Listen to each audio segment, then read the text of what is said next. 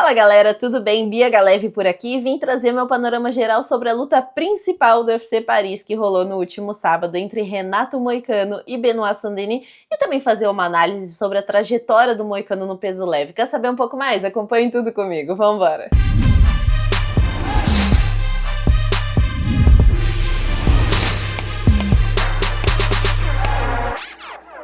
Bom, acho que antes da gente falar sobre a luta em si, vamos analisar um pouquinho essa trajetória do Renato Moicano na categoria do peso leve, porque eu tava lembrando, o Moicano ele era ranqueado no peso pena. Ele vinha de 2 derrotas para nomes expressivos, né? José Aldo e Zumbi Coreano. Mas mesmo assim, quando ele subiu para o peso leve, muita gente achava que ele já se ranquearia, mas não, demorou bastante, tanto é que em algumas entrevistas com o Moicano a gente chegou a comentar sobre isso, né? Eu falei, poxa, Moicano, o que você acha, né, que falta para entrar no ranking do peso leve? Ele também não entendia muito sobre esse processo, né? Achava muito injusto e realmente foi. E eu fico pensando, cara, se o Moicano tivesse sido ranqueado lá atrás, em 2020, quando ele entrou na categoria do peso leve, em que posição ele estaria hoje na categoria? É bem interessante de pensar sobre isso, porque hoje ele é o 11º, né?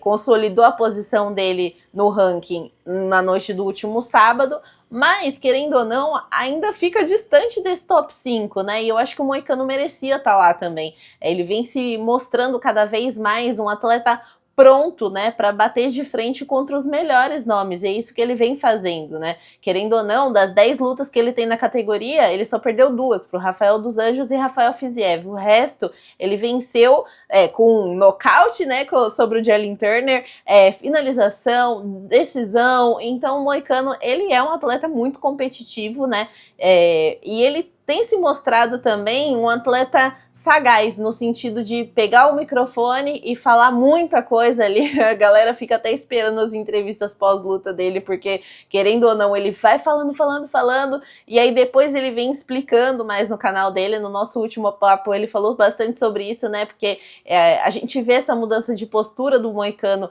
ao longo do tempo, e eu acho que ele vem tendo essa sagacidade, né, de falar bastante coisa, mas depois explicar no canal dele o que ele queria dizer com aquilo. E o Moicano fez uma luta muito dominante sobre um cara que vinha crescendo cada vez mais na categoria, tinha sido parado pelo Dustin Poirier, né, ele, querendo ou não, ali foi um baque, né, muita gente sentiu. Eu gostei pra caramba, pra falar a verdade, porque eu gosto bastante da postura do Dustin, eu gosto de ver ele lutando e ver, assim, essa troca de gerações, né, querendo ou não, a gente sente um pouco, né, por mais que depois o Dustin disputou o cinturão contra o Islam, ficou um pouco frustrado pela forma como a luta acabou e tudo mais, cogitou a aposentadoria, a gente ainda não sabe, né, se ele volta ou se ele aposenta, mas ver o Dustin em ação ali contra o Benoit, eles travaram uma guerra e o Dustin nocautear o Benoit Saint-Denis da forma como foi bem impressionante. Mas o que o Moicano fez na noite de ontem, com o ombro lesionado, meus amigos, aquilo ali foi absurdo,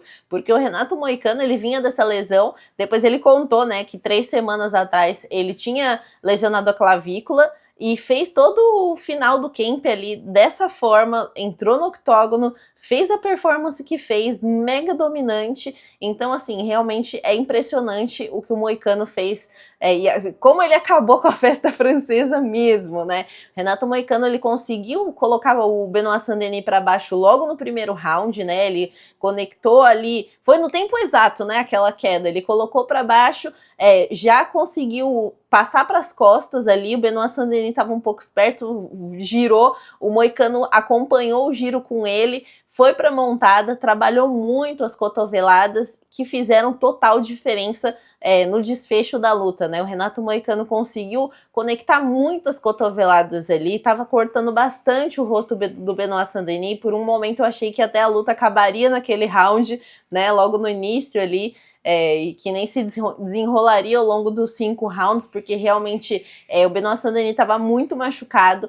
Veio para o segundo round com o olho bem inchado, mas mesmo assim estava caminhando para frente, estava colocando bons ganchos na linha de cintura do Moicano. O Moicano estava aceitando a trocação, tentou colocar o Saint-Denis para baixo algumas vezes, não conseguiu.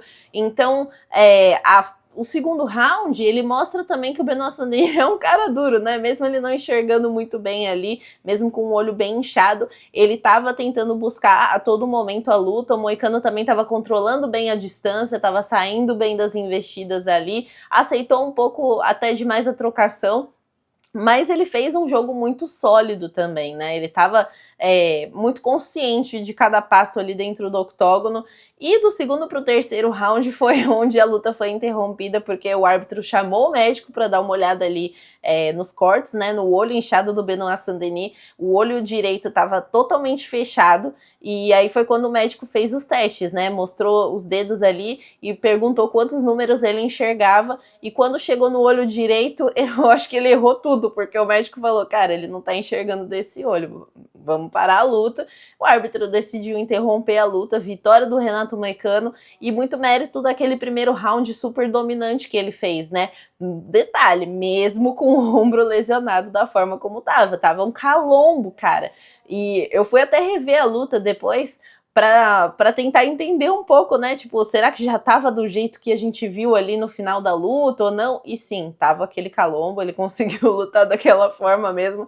Não sei como ele passou pelos médicos, mas passou e fez a luta dominante que fez, né? Então, vitória bem dominante do Renato Moicano, bem interessante da gente analisar também, porque, querendo ou não, é um cara mais veterano também, parando o hype da categoria, né? Mais uma vez, depois do Dustin, Renato Moicano jogou mais uma pazinha de terra ali na trajetória do Benoit Saint-Denis, e o Moicano vem crescendo cada vez mais na categoria, né? Ele pediu Paddy Pimblett, mas eu acho que até Dan Hooker seria um ótimo desafio. Ele já tinha pedido Dan Hooker anteriormente, né? Não sei com relação a essa subida de ranking, né? A gente vê muitas vezes uns casamentos de luta entre o 10º e o 5º, seria o 11º e o 5º, não ia mudar muita coisa, mas gostaria bastante de ver essa luta, porque são dois caras veteranos. Dan Hooker também vem se reinventando, né? Vem de 3 vitórias consecutivas, a última pro Matheus Gamrot, que muita gente achava que seria o próximo cara ali a ficar pronto para